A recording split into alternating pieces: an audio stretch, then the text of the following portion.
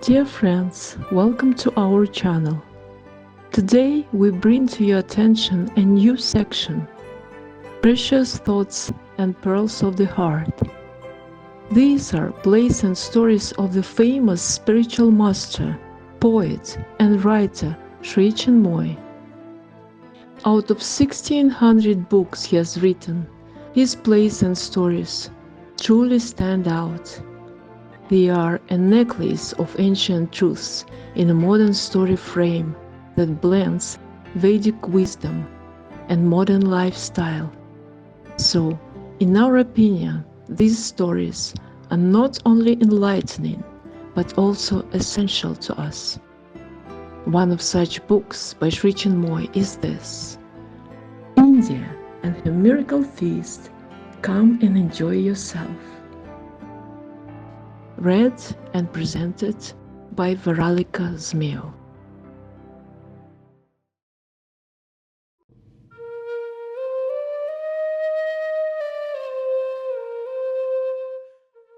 Introduction by the author. I have decided to narrate a few traditional stories which are well known in India. These stories are not my own creations. They are about spiritual masters who used to show their occult power as easily and as often as we drink water. I am one of those who do not appreciate miracles. For quite often, miracles only feed curiosity, and there is a yawning gulf between curiosity and aspiration.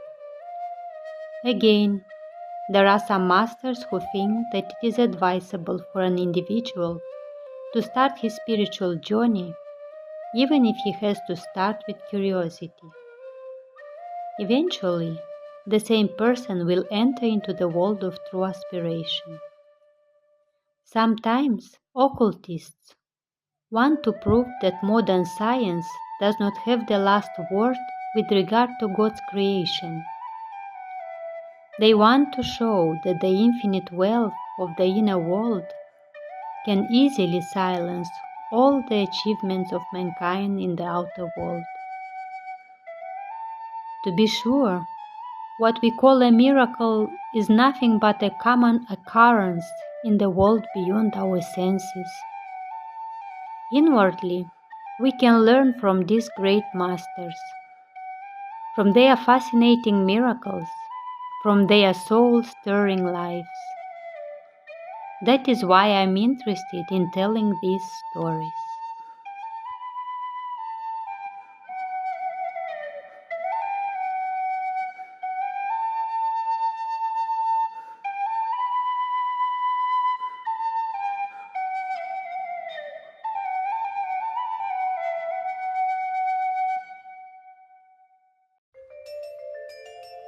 Silence speaks, silence answers. There was once a very great spiritual master whose name was Troilanga Swami. He was the possessor of tremendous occult power and spiritual power. Sri Ramakrishna went to see him a few times. According to Sri Ramakrishna, he was the moving Lord Shiva. Once, Sri Ramakrishna asked him, through gestures, about God. Also through gestures, Troilanga Swami made it clear to Sri Ramakrishna that high above in heaven, God is one. But when we are in the body, then the body becomes the only reality for us, and God becomes many. Commentary. When silence answers a question, the answer is most effective. Here in silence, one spiritual master put the question, and in silence another master answered. The giver and the receiver were extremely pleased with each other.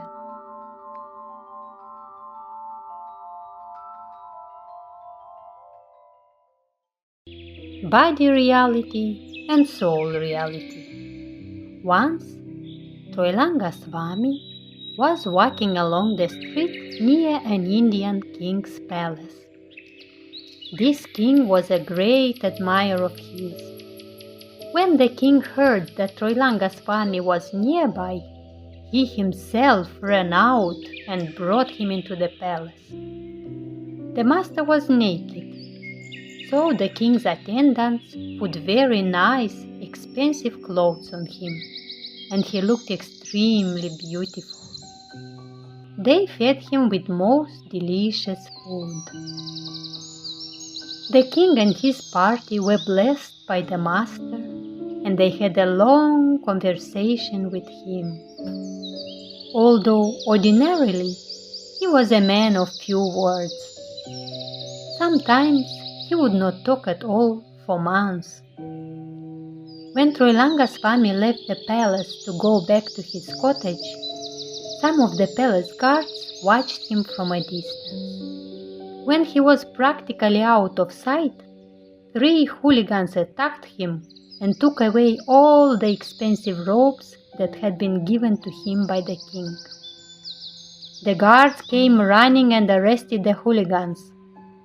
Then they begged Troilanga Swami to come to the king's palace once again, and he agreed. When the king heard what had happened, he was about to punish the hooligans and put them in jail. But Troilanga Swami said, "No, don't do that. To me there is no difference whether I have clothes or not. My soul is not affected at all when I don't have any clothes. Long before you gave me the clothes, I had my soul inside my body, and this is the only real thing.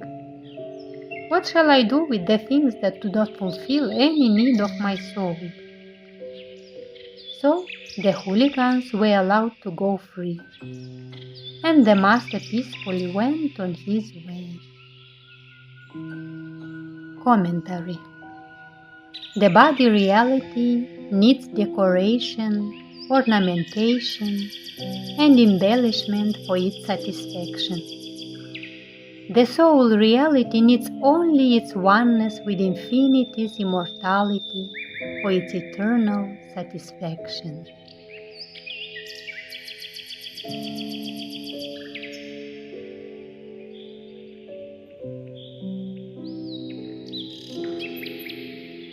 We had been working on the program, editor Natalia Mikhailina and sound engineer Zoya Brodskaya.